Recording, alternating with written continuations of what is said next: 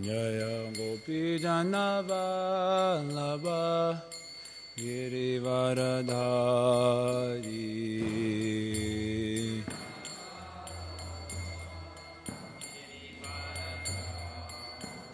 Jasodhanandanam Raja Janaranjana Ramunatiramanachari Jaya Radha Madhava Kunjabihari Namadava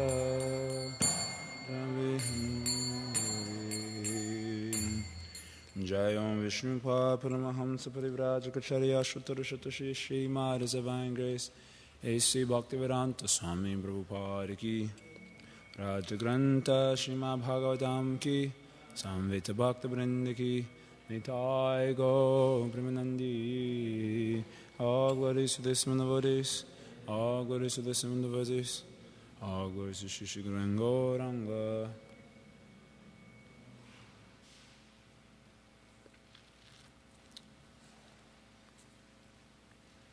O Namo Bhagavate Vasudevaya. O Namo Bhagavate Vasudevaya.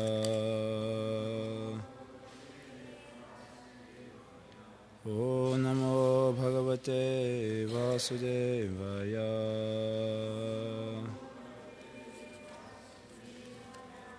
Varam Vrinimahe Tapi Natatvat Parata Parat Nayantastar Vibhuti Nam Sonanta Itigi Yase Varam Vrinimahe Tapi Nata Twatparata Parat Nayantas Twad Vibhuti Nam Sananta Itigi Yase.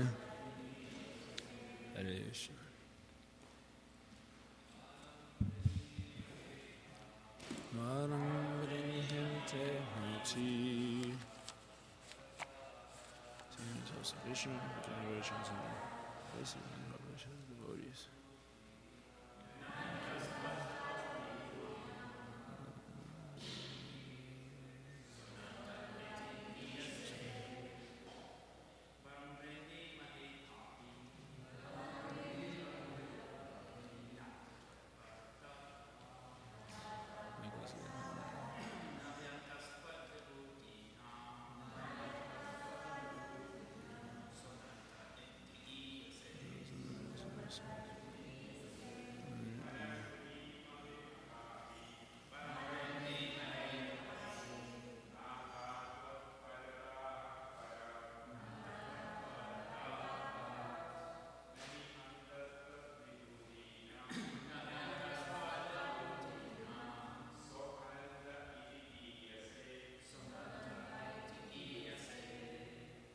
Mothers,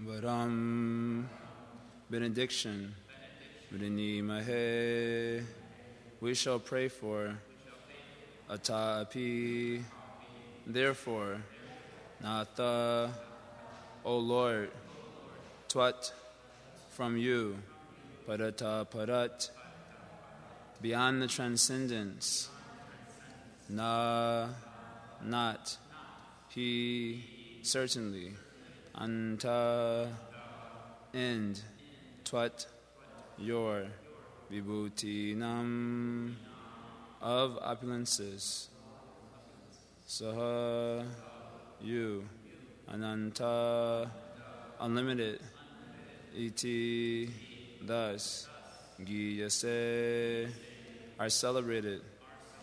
Translation and purport by Srila Prabhupada Ki Jai. Dear Lord, we shall therefore pray for your benediction because you are the Supreme, beyond all transcendence, and because there is no end to your opulences. Consequently, you are celebrated by the name Ananta. Purport: there was no need for the Prachetas to ask any benedictions from the Supreme Lord, because the devotees are simply satisfied by the presence of the Supreme Personality of Godhead. Dhruva Maharaj practiced severe austerities and penances to see the Supreme Lord, and his intention was to receive benediction from the Lord. He wanted to acquire the throne of his father or attain an even better position, but when he was actually in the presence of the Supreme Lord, he forgot everything. He said, "My dear Lord, I do not wish to ask any benediction." This is the actual position of the devotee. The devotee simply wants to be in the presence of the Supreme Lord, either in this world or in the next, and engage in his service. That is the ultimate goal in benediction for the devotees. The Lord asked the Prachetas to pray for some benediction, and they said, "What kind of benediction should we pray for? The Lord is unlimited, and there are unlimited benedictions." The purport is that if one must ask for benediction, he must ask for unlimited benediction. The words Tvat Parata are very significant in this verse. The Supreme Personality of Godhead is Parata Parat. The word Para means transcendental, beyond this material world. The impersonal Brahman effulgence is beyond this material world, and this is called Param Padam. Aruhya Kritrena Param Padam.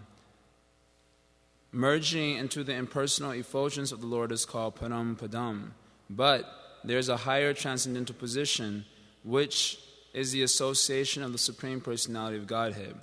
Brahmeti Paramatmeti Bhagavaniti Shabjate. The Absolute Truth is realized first as impersonal Brahman, then as Paramatma, and finally as Bhagavan. Thus, the personality of Godhead, Bhagavan, is Parata Parat, beyond Brahman and Paramatma realization. In this connection, Srila Jiva Goswami points out that the Parata Parat means better than the best. The best is the spiritual world and is known as Brahman. The Supreme Personality of Godhead, however, is known as Parabrahman. Therefore, Parata Parat means better than Brahman realization. As will be explained in the next verses, the Prachetas plan to ask the Lord for something that has no limit. The Lord's pastimes, qualities, forms, and names are all unlimited. There is no limit to his name, forms, pastimes, creation, and paraphernalia. The living entity cannot conceive of the unlimitedness of the unlimited. However, if living entities are engaged in hearing about the unlimited potencies of the Supreme Lord, they are factually connected directly to the unlimited. Such understanding of the unlimited becomes unlimited by hearing and chanting. Srila Prabhupada Ki Jai. Om Agyan Timirandasya Viranjana Shalakaya Chakshuram Litam Yena Tasmai Shri Guruve Namaha.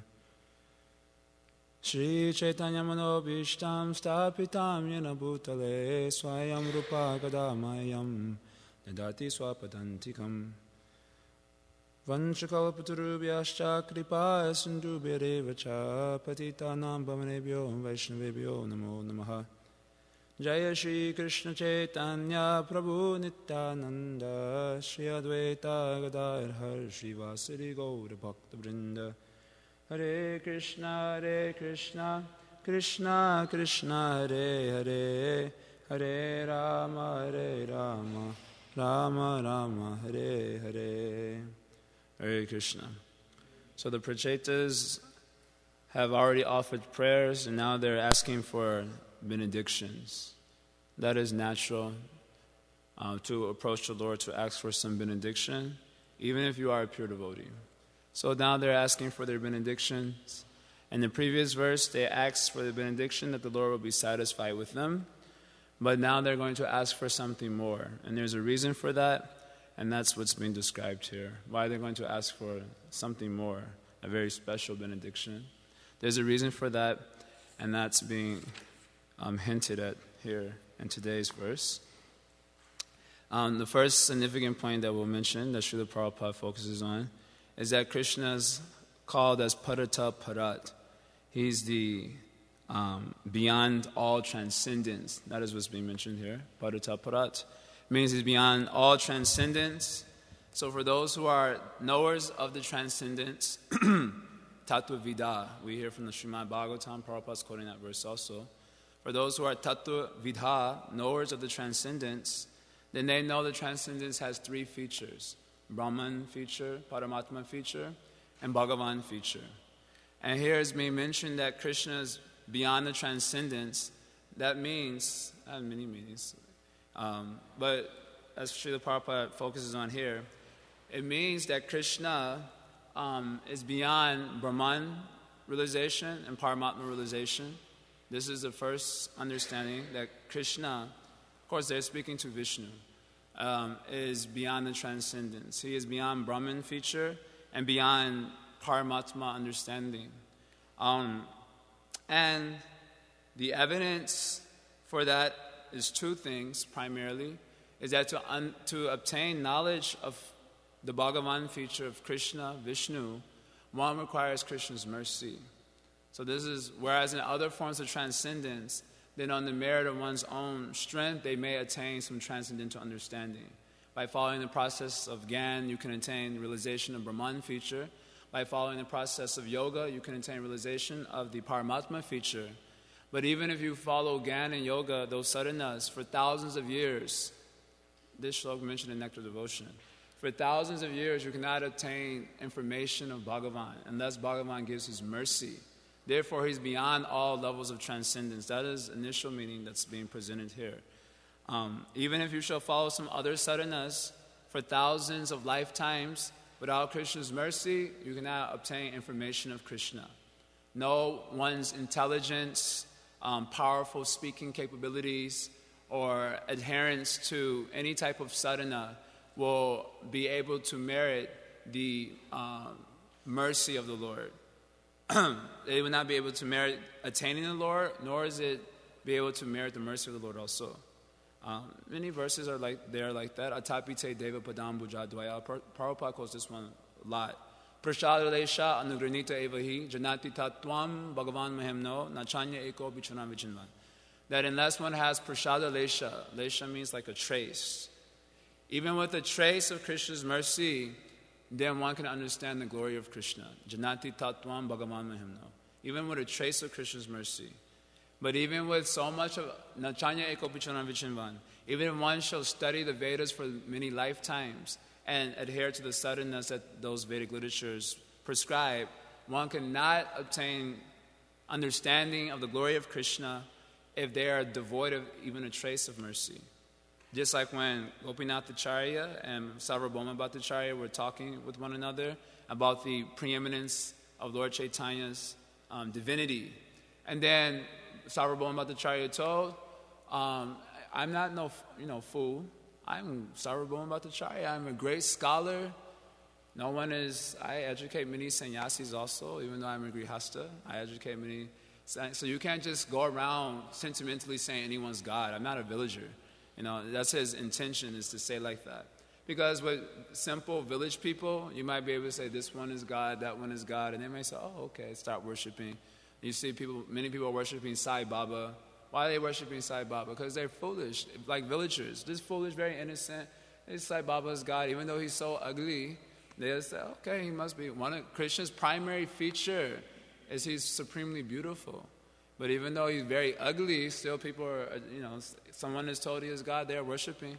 So Sarvabhauma Bhattacharya said, I am not a villager. I know so many shastras. So he started quoting so many shastras. And Gopinath Acharya, he also started quoting so many shastras. And it was like a, how do you say? Duel, boxing match. You know, like Las Vegas, they have these famous boxing matches. They're like boxing match.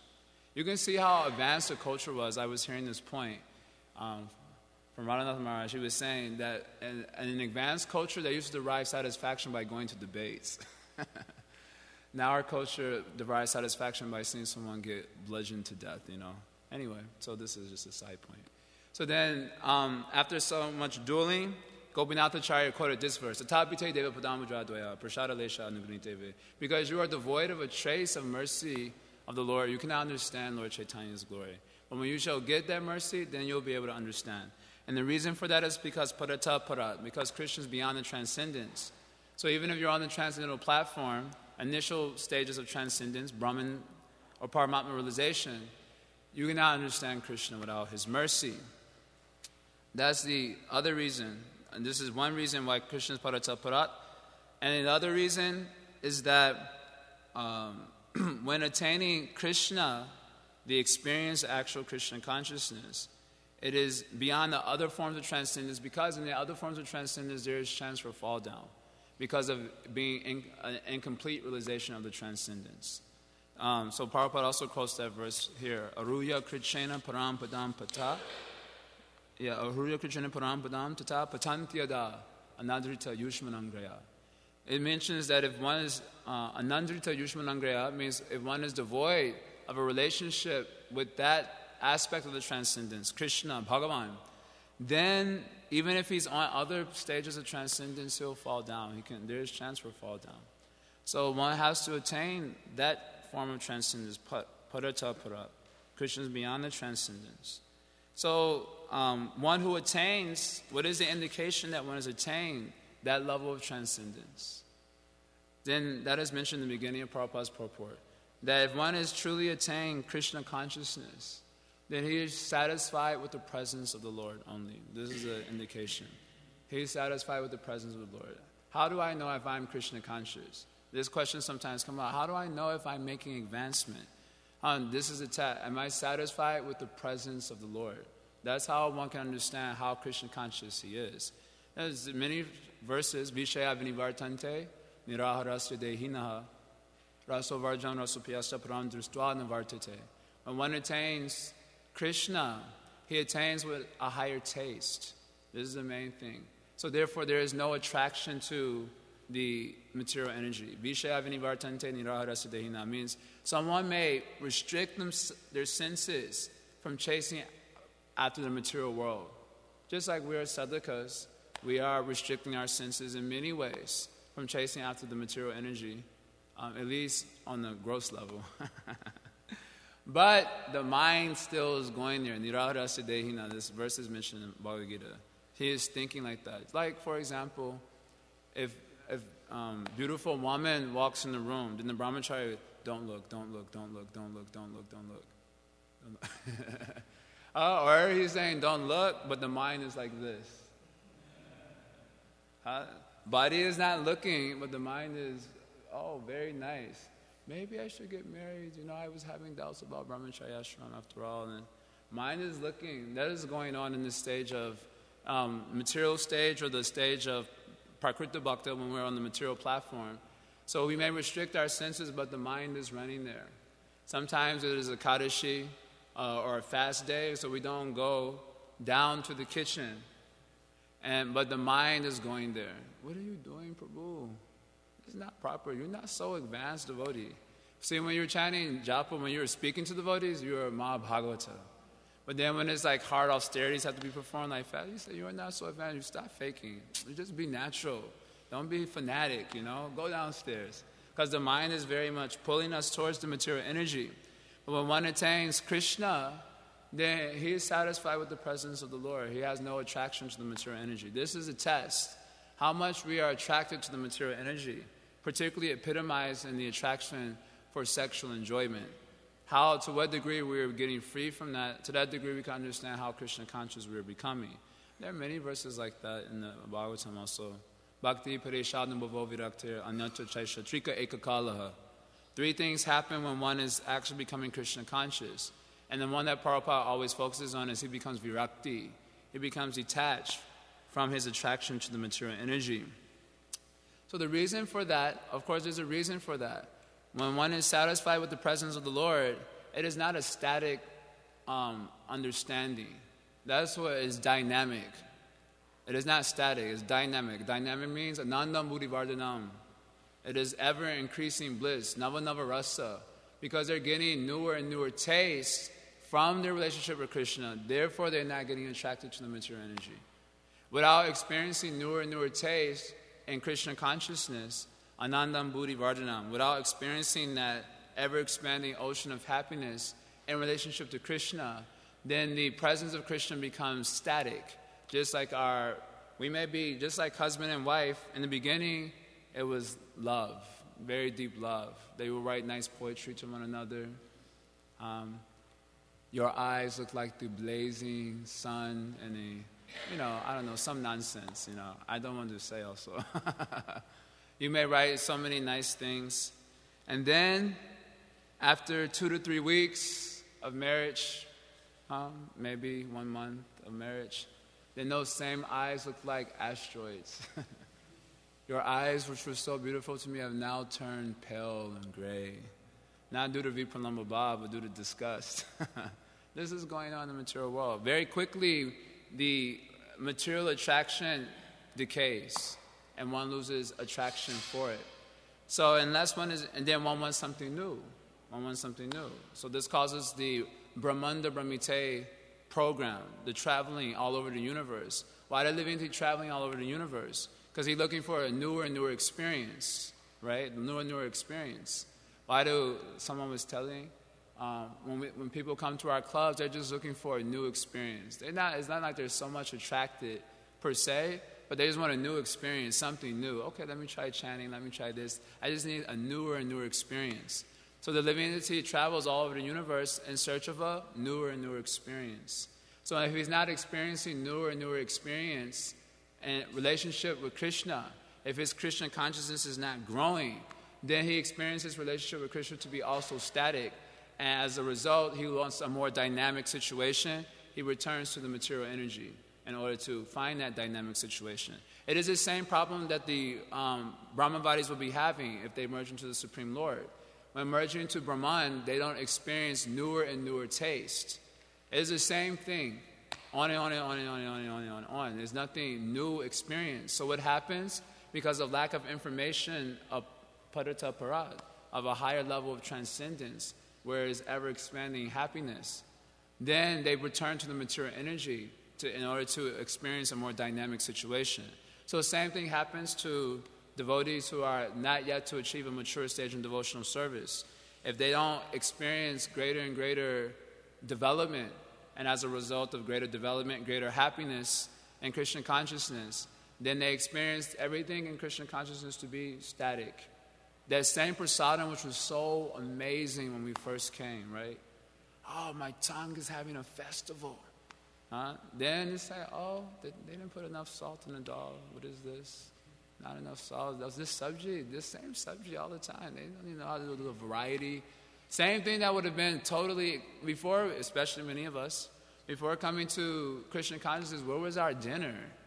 A big thing of like steak with barbecue sauce, and that was like ecstatic, and maybe some French fries on the side. This is how cultured we are. So when we came to take prasadam, it was really an amazing thing. Then we're going on taking prasadam daily taking, and we have so much commentary to offer about the prasadam, so many comments to offer. We experienced it as static. Same thing, which was so wonderful, we experienced as static. Chanting in the beginning was very nice. Our mind was, and even chanting was very nice. When we first started, chanting was also, it was like cool, right? It was like cool, like again, a new experience. We were totally speculating, and we will get some experience, and we're like, wow, I felt like my soul just like left my body and was looking at my body. Some student told like that one time at Northwestern, because we asked them, what did they experience when they chant japa? And one student said, I could see my soul leave the body and looking at my body. He said, keep chanting. It'll improve. The same story, Srila Prabhupada, we tell many times this story, because I like this story. Also, when the girl was dancing in front of Srila Prabhupada in 26th Avenue, there was a kirtan going on. And she said, Srila Prabhupada, when I chant Hare Krishna, I see red lights. And Prabhupada said, don't worry, keep chanting, it will go away. It will go away. So like this, we're speculating, but that speculation also is because we were experiencing something nice in chanting Hare Krishna. It was a very wonderful thing. In our association with devotees, we probably thought everyone was a pure devotee when we came. I remember going to Detroit Temple and for the Bhagavatam class, and the speaker, was Amiya Vilasa, taste the dynamic aspect of the presence of the Lord. So it says here, the proof that one has attained the transcendence beyond all transcendence, Krishna, is that he is completely satisfied with the presence of the Lord. But that presence is not static, it's dynamic. He's experiencing newer and newer taste. In that relationship with the Lord, in that presence of the Lord, and therefore he does not become attracted to matter. So how is it that he experiences that newer and newer taste? That is the question. That is why the Prachetas are going on praying for another benediction.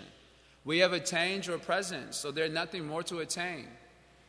That's what they're praying. Previous verse also, this verse also, they're saying that we've already attained your presence, therefore there is nothing more to obtain. So why they're continuing to offer prayer and praying for another benediction? Because although we've attained your presence, we need to be able to have access to the dynamic aspect of that presence. Otherwise, again, the material energy becomes attractive.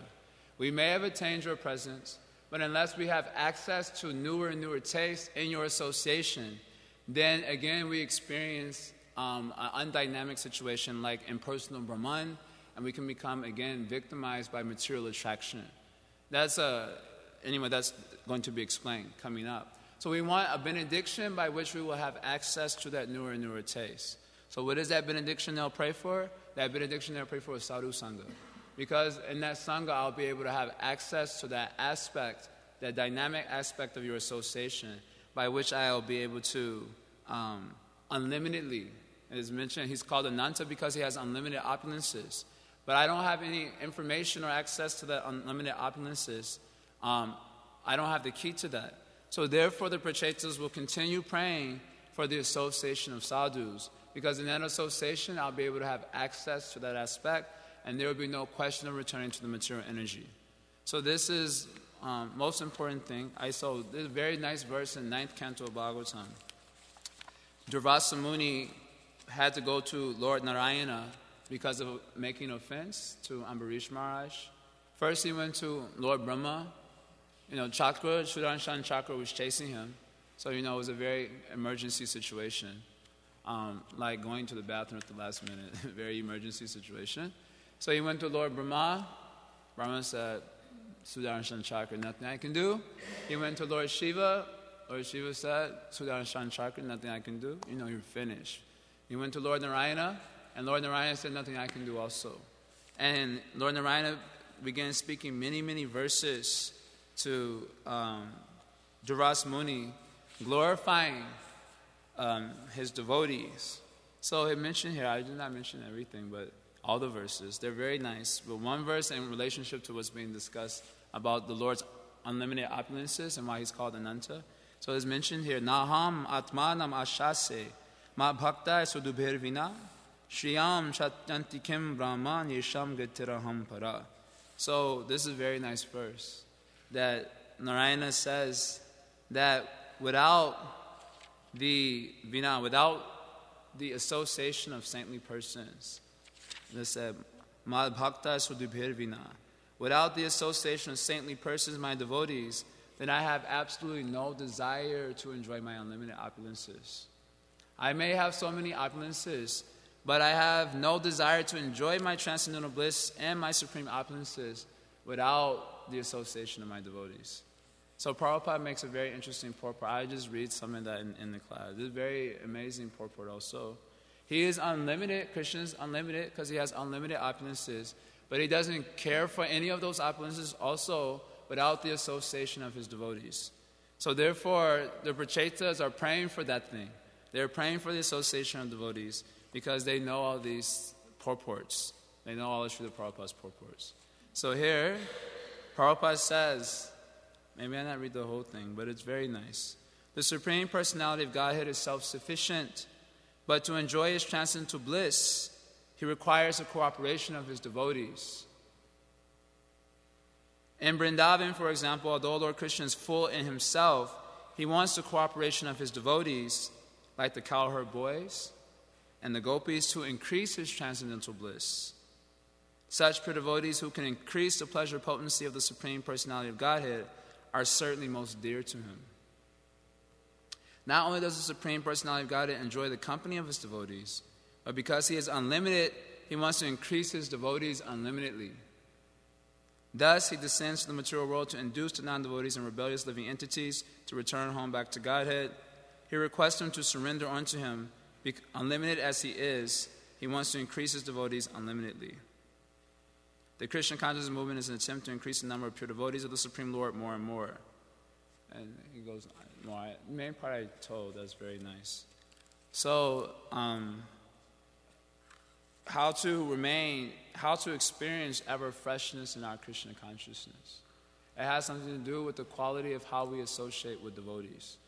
That is how we can experience ever freshness in Krishna consciousness.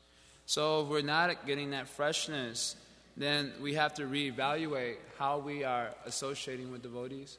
We should understand that this association of devotees is most essential, both in the stage of practice and also in the stage of perfection. Krishna Bhakti Janma Mula Hai Sadhu Sangha. Krishna Prema Janme Teno Punamukya Anga. Mahaprabhu is told that the root cause of devotion to Krishna is Sadhu Sangha. And even when one attains perfection, Prema, Krishna Janme Prema, when Prema manifests itself, that Sadhu Sangha becomes most essential. Even in our highest aspiration, a devotee's highest aspiration, especially in Mahaprabhu's movement, is to attain Vrindavan. Prabhupada has mentioned that here in the purport which I just read. That is the highest aspiration of a devotee, to attain Vrindavan. But even in Vrindavan, the primary way by which they relish their relationship with Krishna is through Sadhu Sangha. And Krishna likes that also. Therefore, He performs a pastime of becoming invisible even in Vrindavan. It is said that Krishna never leaves Vrindavan. Of course, in the Bhoma Leelas, he does.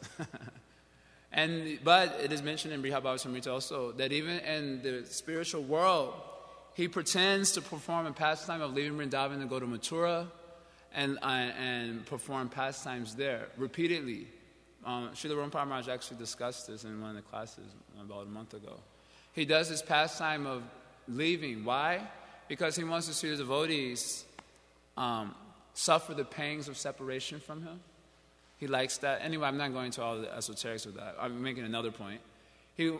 And as a result of suffering pangs of separation from Him, they absolutely require one another to pacify their separation from Krishna. In order to continue to exist in the spiritual world blissfully, then they require one another in order to relish a relationship with Krishna. Krishna likes to see that. So He disappears from the scene of Ras Leela. He disappears from Vrindavan. No one can see Him. And what do they do when they're separated from Krishna? They come together and they hear and chant about Krishna together. And that way they are pacified from the pangs they're experiencing in their separation from Krishna. So, of course, this is the perfected platform, but this is true also in the conditioned state, because we are also separated from Krishna. Anyone notice? And we're also suffering pangs due to separation from Krishna. Threefold miseries, repeated birth and death. Are we not experiencing on a daily basis? The mind, I can see many devotees getting in the mind in the morning program, I'm not going to call anyone names, anything. Myself also, sometimes. I see, you can see how one is just trapped in his mind. The kirtan is going on and just looking like this. And nice kirtan, all of the devotees will be clapping and joyfully, and everyone's just like, looking totally depressed, If I see, I also get depressed. I'm like, oh, don't look. I become depressed. So we are also suffering pangs of separation from Krishna, not vipralamba bhav. Due to our nonsense of having turned our backs on Krishna, we've entered into the material atmosphere, and we're experiencing again and again and again repeated birth and death and threefold miseries. We're suffering tremendously. But it's described, I don't know if I should mention this because Narada Muni felt a little bit hesitant to mention this himself about the nature of the spiritual world, that when the devotees in the spiritual reality experience separation from Krishna, they experience that separation more intensely than the devastation of the whole material universe. Don't try to understand. You can't even understand. If we don't get our pizza, that is like really hellish, you know? We're like, oh my God, you didn't save me a pizza? How selfish can you be, you know? And we're like flipping out. The devotees in the spiritual world, when they're separated from Krishna, they experience that more intensely than the devastation of the whole material cosmos. We can't even imagine what that means. You know, Narada Muni didn't even want to say, because he said, if I say this, you might not be attracted to Krishna Prema. He told Gopakumar like that, I'm a little bit uncomfortable to tell you, you know, what is the real situation. But I can't help myself. My tongue has already started speaking about it, so I'm just going to go for it. That was the situation. Brihad Bhagavatam describes all these things. So imagine the intensity of suffering that the devotees are experiencing in their relationship with Krishna. Okay, we do say it's a blissful feature in there because we get really concerned hearing that. So we have to like make sure that everyone doesn't get scared and say, no, but even that separation is blissful and so on. But we should try to understand that they're experiencing great misery and separation. And how is that misery pacified? Only in the association of devotees. They have to hear and chant. And Krishna likes that, so again and again and again and again and again, he's disappearing from the scene. He never leaves Vrindavan, but he goes into some cave, hide out. He has his eyes everywhere, so he can still see what's going on. He disappears from the scene, and devotees are in separation. They must take shelter of one another in order to survive. Otherwise, they cannot live. Of course, they're eternal. They're not going to die also. But the devotional sentiment is like that. So that is the perfected platform. Same thing we're experiencing on the conditioned platform. Separation from Krishna. And we're suffering like anything. Every single one of us are suffering like anything. You know, anyway, some of us get to hear a lot of the varieties of sufferings. And then very draining also. You just want to lay down and sleep. And then, in my room, there's a constant flow of knocking. So, knock, go away. I'm suffering too much. So we're suffering, practically speaking. So and as a result of suffering, separation from Krishna, we're not getting any happiness in Krishna consciousness. So what is the hope? Only one hope. That one boon, therefore the Prachetas is going to pray for that one boon. Only one hope out of this situation. There's a necessity to take shelter of sadhu sangha. And what do you do in that sadhu sangha? You hear and chant about Krishna. That's the primary thing that must go on. We can go on discussing, you know, the quagmire of our unlimited anarthas ad infinitum, and nothing will ever come out of it but more frustration. Of course, it doesn't mean we don't reveal certain difficulties we may be having for the benefit of, maybe systematically removing certain obstacles for progress. But the main method for removing the obstacles of progress just happens to be chanting and hearing congregationally and taking that very seriously. The best defense, they say, is a good offense, right? We heard this thing in the material world.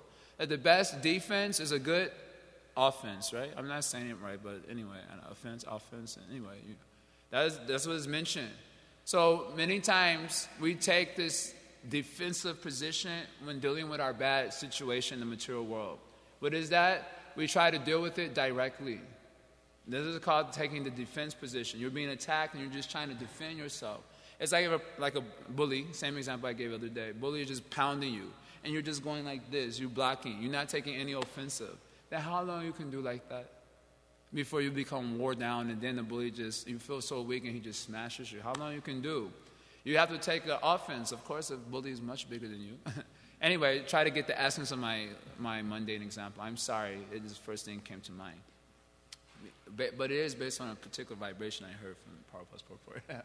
So you're being pounded by the material energy. Mind is overwhelming. Senses are overwhelming. and you take a defensive position by just simply talking about that on and on and on and on and on ad infinitum, it will not cure this problem. The best defense is a good offense. So what is that offense? Shravanam Kirtanam. This is the offensive approach. Take the offensive approach towards dealing with the dilemma of our conditioned state. And by doing so, one will experience a pacification of heart and make further progress towards Krishna. And then when one attains Krishna, the same business will be going on. The same business will be going on. So that is described here. Even though Krishna has unlimited opulences, he himself does not desire to enjoy those opulences without his devotees. Therefore, he takes a position of a devotee also to understand that. That is what Gaur Leela is all about. And in Gaur Leela, he is also relishing Krishna consciousness. But he requires the association of Swarup Damodar, Ramananda Roy, when he's going through difficulties and his relationship with Krishna. Then what does Ramananda Roy, Swarup Damodar do? They start singing Bhagavatam to him. And then he feels uplifted more and more and more. When Patapa Rudra went in the association of Mahaprabhu, Sarvabhauma Matacharya made a strategy because he was so impressed with Maharaj Patapa Rudra's determination. Maharaj Patapa Rudra was ready to give up everything to attain Lord Chaitanya's association, his kingdom, everything. Being so impressed, Sarvabhauma Matacharya said, we need to come up with a strategy. And what was the strategy that he gave to Maharaj Pratapa Rudra? First of all, look a little bit normal. Yeah, first things first. Look normal. Okay, you're just really. That's got to stop. That's got to stop. That was first thing. You dress humble Vaishnav, and you go to Mahaprabhu when he's in separation from Krishna after Jagannath Ratha Yatra. He will need so much of assistance. So what did he do to assist him? When Maharaj Pratapa Rudra was advised, he started massaging Mahaprabhu's lotus feet and began singing Srimad Bhagavatam to him. And particularly one verse he sang, I don't remember the verse, Tava Kata Mritam Tapta Jivanam Kavibir Iditam Kalpashapaham Shavanam Mangalam Srimanatatam Bhuvigirdantiye Buridajana. I didn't remember the verse. I didn't plan to say that verse. I haven't chanted the verse in a long time. Tavakata Mritam, Tapta Jivanam. Tapta Jivanam means the jiva is suffering tremendously in this material world. We all have got practical experience. No need to discuss it on and on and on. So what is the medicine for that suffering? Tavakata Mritam, the nectar of Hari Katha, the nectar of Krishna Katha. That is the only remedy for the heart that's being tormented in this material world. Then, Kavibir Iditam, Kalpashapaham. Those vibrations are given by the pure devotees of the Lord. Kavibir. Kavibir means devotees who are interested only in Krishna. Then they are constantly vibrating in this way. Machitta Magatar Prana. Their thoughts are always given to Krishna. Their life is given to Krishna. They are always speaking about Krishna. What is that? Katayantash Shamam Nityam. Kavibir. This is called Kavibir. Kalpashapaham. All sinful, nasty things in the heart are dissipated as we're drowning ourselves in that Hari Katha, in that association. Then, what? Shravana Mangalam. This is most auspicious thing to be hearing. Not going on and on about hearing our problems. That's not Mangalam, auspicious. That's inauspicious, very inauspicious. Most inauspicious. Prabhu, I have these problems. Oh, inauspicious, don't want to hear it. Shravana Mangalam. What is auspicious thing to hear? This thing we should hear constantly, Hari Katha. Then, Srimaratatam means those who are most merciful. Srimaratatam, they're spreading this mission. Is that what that means? Srimaratatam, I don't remember the translation. Bhuvignantaye Burida Janam. Those who are spreading this mission, Burida, the mission of giving everyone an opportunity to hear about Krishna. The International Society of Krishna Consciousness was created to give everyone an opportunity to hear about Krishna. Prabhupada says repeatedly. That doesn't just mean people outside, that means the people inside also. The movement was created to give us an opportunity to hear. Hear what? Hear about Krishna. Tavakatamritam. Then those persons who shall do that, that person is the most magnanimous person. So, Patapa Rudra Maharaj was singing this verse. Tavakatamritam tapta jivanam Kavibiriditam kalpashapaham Shravanamangalam Srimaratatam Bhuvigranantiye Buddhidajana. He was singing his verse like that, very not like me. Sweetly he was singing.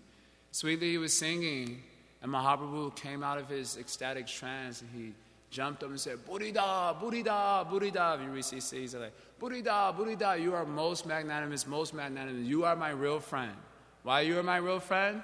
Because you reminded me of Krishna. That is a friend. Not on and on reminding me of the material energy, including my, unlimited anarthas. That is not friendship. And then trying to give so much of, how you say, consultation, psych ward? Oh, what do you call this special chair? Psychiatry? Yeah. The therapy couch. The shrink, yeah. We're the Christian conscious shrinks. Come, Prabhu, sit down. Where's my clock? Can you hypnotize you? All these things going on. That is not friendship. Friendship means forcing one another to stay committed to hearing about Krishna. No matter what, this is a friendship. Again, I'll put the disclaimer, so I don't disturb the sensitivities of certain devotees. That we're not saying that if certain issues are going on, they shouldn't be discussed, and so on. But do it in a very succinct sort of way and focus on the solution.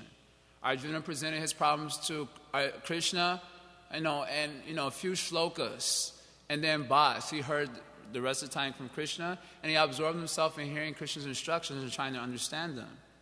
He didn't go on and on and on and on and on and on and on about the material energy, including his anarthas. So this is what it means to be friends. We are to be friends of one another. We're all suffering from separation of Krishna. That is true both in the conditioned state and the liberated state. And there is only one solution for pacifying the heart: drowning in the nectar of Hari Katha. That is the only solution. Therefore, the Bracheta is going to pray for association devotees. Hey, how long you will sit there? Allow us to look at you, Vishnu. Soon you will disappear. Then what will we do? Because Vishnu, it's not like he's just going to be there. Maybe he leaves a deity form. He might.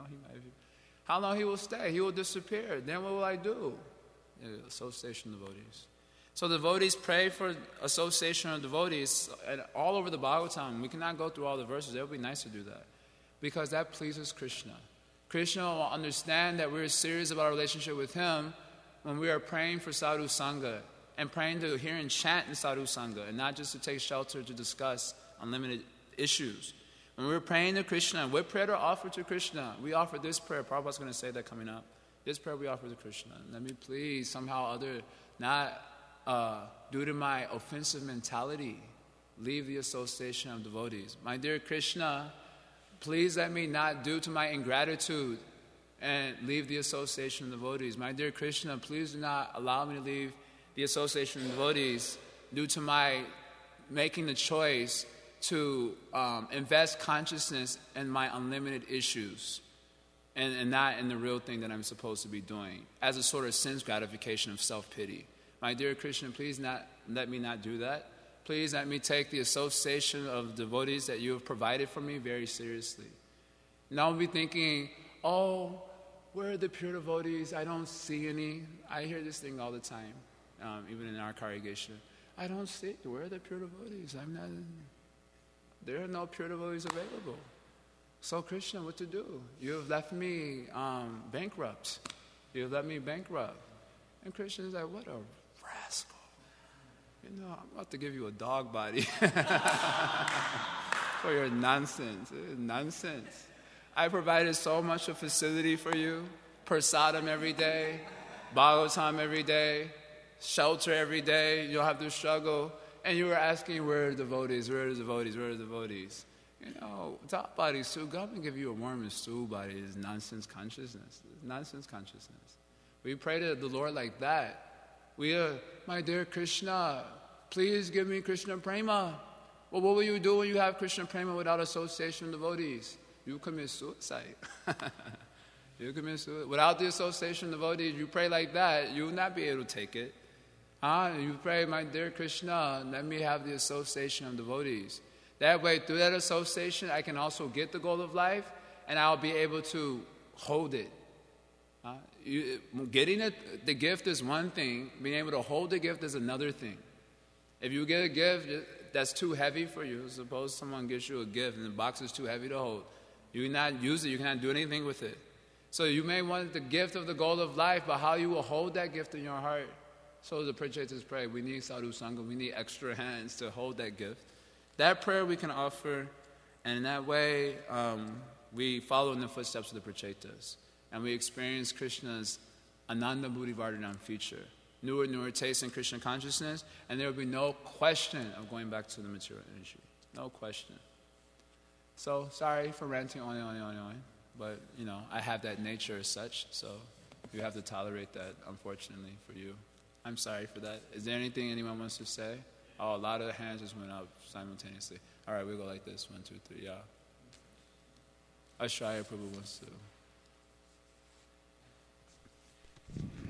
Hare Krishna. A very nice topic, thank you. Echoing what Ananda Chaitanya Prabhu was also expressing. I was thinking about something very specific when you started talking. One thing that I heard from Vaisheshika Prabhu is for devotees who go out for book distribution. He said practically the life of the Sankirtan is discussing amongst each other what your experiences are with the book distribution. He's saying that, so it's a significant point. And then another thing is, because some devotees do have this doubt, which you are addressing, about who am I supposed to hear from? Because, there's no pure devotees, so how do we have, some kind of sentiment like that? Like, who is a good association for me or something like that? Therefore, Srila Prabhupada has given us his books. You sit down and you read.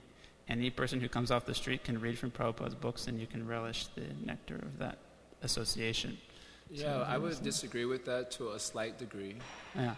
Because we have experience on a personal level that even when reading Srila Prabhupada's books, we have practically zero comprehension of many of the topics that were going on outside these speculative conclusions. So therefore, in order to crystallize what it was we were reading from Srila Prabhupada's books, we actually required so much of Sangha, of senior devotees, of other devotees, and so on. So I would disagree that even if we shall invite people to have Srila Prabhupada's books, without the association of devotees who are living, they probably have no access. Of course, there are stories of devotees, just people getting Srila Prabhupada's books and beginning some type of practice.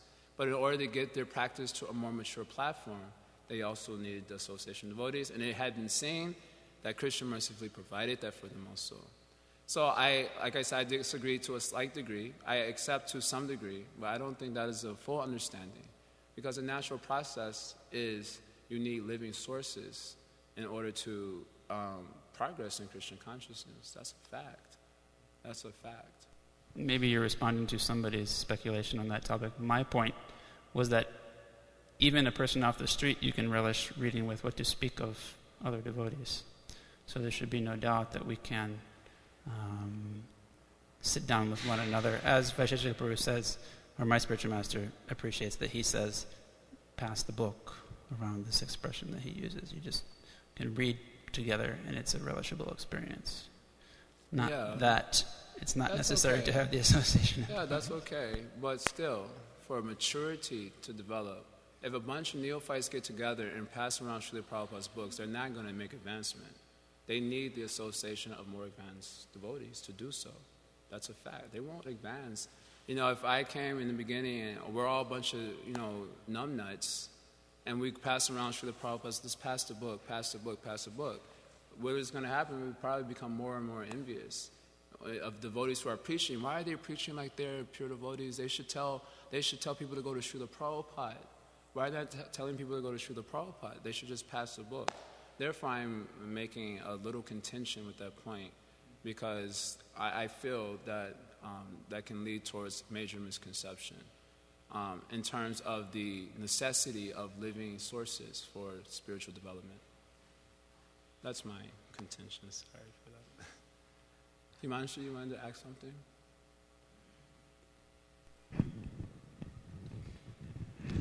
Thank you very much for your class. I was thinking about the story of that the fisherman in Gaur Leela who was touched by Mahaprabhu, and even though he got prema because he didn't have association, he thought he had a disease or something. So that was kind of like... Yeah, we heard this story the other day from Srila Prabhupada. He touched Mahaprabhu, he thought he was ghostly hunted, Prabhupada said. Yeah. So then he was thinking, what about my family? If I'm ghostly hunted like this, how I take care of my wife, my kids? Yeah. Because I was thinking... So then he needed the association of Ramananda Roy, Swarup Damodar Goswami. He said, you're not ghostly hunted. Huh? You actually have Krishna Prema. Oh, that's an interesting example, actually. Okay, Matthew, so, I actually had a question. Yeah. My question was, can you explain a little bit about the nature of the extent of like the realizations we're having and also our Sangha is having to get the most out of Sadhu Sangha? Because, there's varieties of Sadhu Sangha, and, some association may be more inspiring than others, and I'm wondering why that is, and, how can we get the most out of all of our association? Well, fundamentally, respect. That's what we learn in this center, that fundamentally we require respect in order to get the maximum benefit from any type of Sangha. And this is also the advice of Srila Vrindavan Das Thakur in relationship to the pastime where Brigu Muni, who kicked Lord Narayana in the chest. So he tells his pastime in Chaitanya Bhagavat. And then he tells how people might make offense to Brigu Muni, thinking Brigu Muni was a operati, offended the Lord by kicking him in his chest. But actually that pastime was all arranged just so that the Lord would become glorified, the devotee would become glorified. So then, after that, describing that story, Vrindavan Das Thakur offers a set of verses warning us that if we are devoid of mercy of Krishna, then we'll not be able to recognize who is actual devotee. And we'll be caught in a dilemma. Is he a devotee or is he not a devotee? Is he a pure devotee? Is he not a pure devotee? Should I hear from him? Should I not from him? We'll give it sankat. This is called a sankat, a dilemma, an intricate situation. And Vrindavan Das Thakur said, if you make the wrong selection, you'll be destroyed. And you select properly, you'll be delivered. So you can understand, this is like a very heavy situation. I'll be thinking, wondering if he's pure, he's not pure, should I this? And if I select wrongly and make offense, because I'm not able to see his transcendental position, that is generally the nature of transcendence, then we'll be destroyed. And if we choose properly, we'll be delivered. So what is the solution? He says, solution is you should be humble with everyone. This is my advice to all bhaktas. You please learn how to become humble with everyone and respect them. And that way we can derive the most benefit out of all association that we get. Now what that means to give proper respect and so on, you need seminars for that, it seems. Because we're like Kali Yuga, we're so uncultured, we don't know what it means to give respect. But that might be a whole other topic, but that's fundamentally. And then there's no fault with being attracted to a certain type of Sangha that one finds spiritually uplifting. If it's truly spiritually uplifting. There's no fault in that. Sajatiya Ashaye, that is also the recommendation in Bhakti Rasamrita Sindhu, like-minded association. Which has its general application, but also a specific application as well. Book distributors will thrive more in the association of other book distributors. And there's nothing wrong with that. Kirtaniyas may thrive more in the association of other Kirtaniyas who have a taste for that particular Anga Bhakti. Persons who are really into Bhagavatam might thrive more in that type of association. And there's nothing wrong with that. But there will be respect amongst everyone in the community of devotees. So that is fundamentally required. I'll let Matt say what he wants to say because he had his hand up, and then we'll call it quits. Hare Krishna. I've been noticing with the association of devotees that it's kind of hard to be in the association of devotees because that everybody kind of has their own spin on what they think Krishna consciousness is. And not being pure devotees, they kind of, imitate Prabhupada, as in everybody wants to be. I would stop you right there. First of all, do you have the ability to see pure devotion? Do you have that power? Or then we can I'm asking that question to the whole audience because this it seems to be coming up a little bit in my discussion. Do we actually have the power to see pure devotion? let's ask ourselves that question honestly before we go on saying that there are no pure devotees, there are no pure devotees, and waving that particular, flag, which is kind of an offensive flag. Do we have the power to see pure devotion to Krishna? If Srila Prabhupada did not start a worldwide movement with so many temples and writing so many books, if he didn't do all those externally, those things we can see with our eyes, would we be able to recognize Srila Prabhupada as a pure devotee without all these things that he did? Would we be able to recognize Prabhupada's pure devotion to Krishna if he didn't? On what basis do people accept Srila Prabhupada as a pure devotee? Is it on the basis that he started a worldwide movement, he opened so many temples, he gave so many deities, so many books? That's usually the platform by which they accept his pure devotion. Do they accept his pure devotion on the fact that he has pure devotion to Krishna, which cannot be seen? Pure devotion cannot be seen. Krishna says, Apicha sudaracharo, bhajate mamananya bhak, sadureva samantavya samyavya vasito hisaha. He makes the point that my devotee may do something very abominable, but if he is ananya bhak, he should be accepted as a sadhu. We have power to see sudarachar, the abominable activity. Do we have power to see ananya bhak? Our external senses do not have the capacity to see pure devotion to Krishna because it is on the adokshaja plane, the plane of transcendence. Therefore, for us to conclude that someone is trying to imitate Prabhupada, they're trying to imitate their pure devotee and all these things, they're neophytes and all these things, that may or may not be true. But because we don't have the power to perceive it, then we are on the safer side if we take the humble position. That we've already discussed, we just explained. Bhrigu Muni kicked the Lord in his chest. If we would have saw that with our eyes, how many of us would accept Bhrigu Muni as a pure devotee of Krishna? If we see Bhrigu Muni kicked very hard, it wasn't very soft. And Lord Narayan said, is your foot okay? Is your foot okay? I think you might have hurt your foot. He kicked him very hard on his chest. How many of us would be convinced that he was a pure devotee of Krishna after doing that activity? We would not be convinced. So therefore, Vrindavan Das Thakur has warned us to take a humble position due to our being captured by the material energy and our inability to actually perceive transcendence. In that way, if we develop that simple attitude, we may be able to actually gain Krishna's mercy in the form of deriving benefit from whatever Sangha is coming our way. And then when pure devotional Sangha comes our way, we'll derive benefit from that also. We will not be able to see that it's a pure devotee, but we'll benefit from that because we have a simple attitude and a humble attitude. Therefore, when Krishna will be so kind to send us such association, we will gain full benefit from that association. But if we're always developing the mentality now in our fledgling state of Krishna consciousness, our state of falling all over the place, bungling bhakta, if we develop the mentality now, there are no pure devotees, they're imitating Prabhupada, this very offensive mentality. Then when the pure devotee does come our direction, we'll make offense to him also. So we have to, in the beginning, fix our attitude issues. The reason we say such statements is because we have an attitude problem.